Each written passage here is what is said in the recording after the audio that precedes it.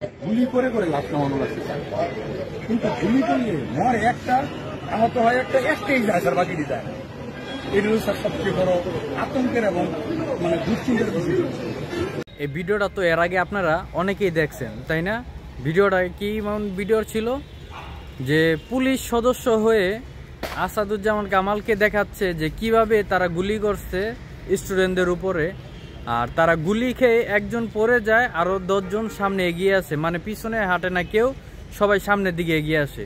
তো এটা মানে ওরা এরকমভাবে গল্প করতেছে যে ওরা কোনো ফিল্ম দেখতেছে, যে ফিল্মের ভিতরে দেখাচ্ছে যে গোলাগুলি যুদ্ধের ভিতরে মানে একজন কইরা মরে যাইতেছে, আরো 10 জন চলে আসতেছে, মানে আমরা এরকম ওদের কাছে মনে হইতেছে আর কি। তো চিন্তা করেন একটা মানুষ কতটা নরপশু, যে মানুষ হয়ে মানুষকে খুন করার, গুলি করার অর্ডার দিতে পারে। আর এই গুলি করার অর্ডারগুলা আমাদের সাবেক প্রধানমন্ত্রী বেগম শেখ হাসিনা সে নিজে দিত। তাকে কিভাবে দিত? এরকম একটা ফোন আলাপ দেশ টিভির হাতে এসে পৌঁছাইছে যে শেখ হাসিনার যে পিএসএ ছিল, পিএসএ আসাদুজ্জামান কামালকে ফোন দিছে, ফোন দিয়ে বলতেছে যে ম্যাডাম বলছে যে আপনি এখনই এটির উপরে মানে যে সামনে আসবে ওরে গোলাগুলির উপর, তারপরে কি বিএমপি, জামাত ইসলাম, হেফাজত ইসলাম ওদেরকে যেখানে পাইব ওকে বাসায় ভাঙচুর হইব। মানে যদি একটা কোনো কিছুতে আগুন লাগানো হয় বা কোনো কিছু করা হয়, ভাঙচুর করা হয়, তাহলে যেন বিএমপির, জামাত ইসলাম, হেফাজত ইসলাম তাদের বাড়িঘর যেন ভাঙচুর হয়। ভূমি অফিসের ভিতরে যদি জামাত ইসলাম বা হেফাজত ইসলাম বা বিএমপির কারো দলিলের কাজকাম থাইকা থাকে জায়গা জমিনের, তাহলে যেন সেগুলা ওই দলিল যেন না দেওয়া হয়, আর ওই জমিগুলা যেন দখলে নিয়ে নেওয়া হয়, সে জমিগুলা যেন দখলে নিয়ে নেওয়া হয়। তো চিন্তা করেন এই দেশটারে তারা মামার বাড়ির আবদাব বানায় ফেলাইছে। মানে যা মন চাইতেছে তা করতেছে, যা মন চাইতে তাই হুকুম দিতেছে, যা মন চাইতেছে সবাই সেটাই করতেছে। মানে দেশটারে একদম পুরো মগের মুলুক, যে ওর বাপের দেশ, ওর বাপের দেশ ওই যা ইচ্ছা তা করবো।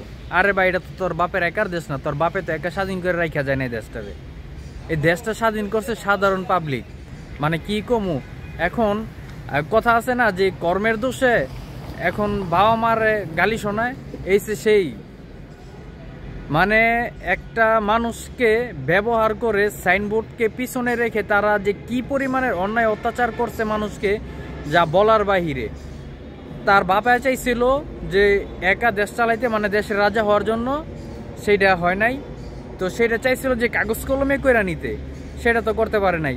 আর তার মেয়ে চাইছে যে কাগজ কলমে না লিখিত কইরা, মানে ক্ষমতার জোরে ও একাই দেশ চালানোর লাগিয়া। আর মানুষ সবাই সে বাইশা দইঞ্চা, মানে আমাকে কোনো দেশে আমাকে কোনো ভূমিকা নাই, আমরা কোনো কিছু না, আমরা সাধারণ পাবলিক, অগমন চাইবো আমাকে রাখবো, অগমন চাইবো না আমাকে রাখবো না, এরকম কিছু।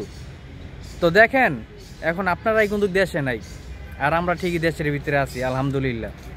তো এইটাই আল্লাহর মায়ের দুনিয়ার ভাই, আল্লাহ যারে মারে এই দুনিয়াতে এমন কোনো ব্যক্তি নাই তারা বাঁচায় রাখবো।